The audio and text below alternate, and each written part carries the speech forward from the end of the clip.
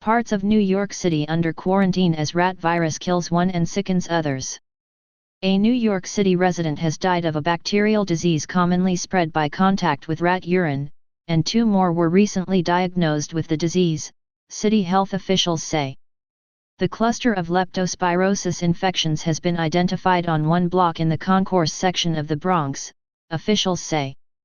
The health department is working with the housing preservation and the building departments to reduce the rat population there. As the one resident died, investigators found a colony of infected rats that were being raised at New York store and warehouse. An unnamed source claimed this warehouse held goods for a number of large retail chains in New York and most of the United States. This illness can be serious but is treatable with readily available antibiotics, the health department said in a statement, noting that it's very rarely spread from person to person. Another New York City resident stated that it was just like a scene out of the movie Quarantine. Police and fire rescue shut down the building and would not let anyone come or go. News reporters and cameramen were not allowed to videotape and were asked to leave as police shut down the street. The New York City resident claimed this was worse than the Ebola quarantine.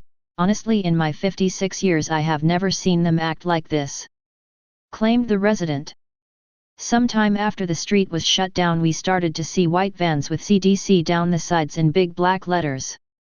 2 patients in the Bronx cluster were diagnosed in December, and 1 in February. 1 of them has died, while the other 2 have recovered. My brother works for the health inspector. He reveals that yesterday, a dog was taken to a local veterinarian. The dog became violent and infected the other pets at the clinic, later euthanized. The CDC traced the dog back to the building via collar. A lot of people are going to get sick, claimed the men. In cases of leptospirosis, bacteria enter the body through open wounds and cuts in the skin, or the eyes, nose, or mouth.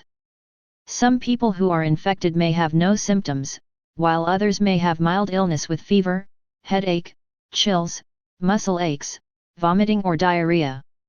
Rarely, infected people may develop a life-threatening illness that affects their kidneys and liver. Officials say precautions against the disease include avoiding contact with rats or with places where rats may have urinated, and washing hands thoroughly with soap and water after any contact with areas where rats may live.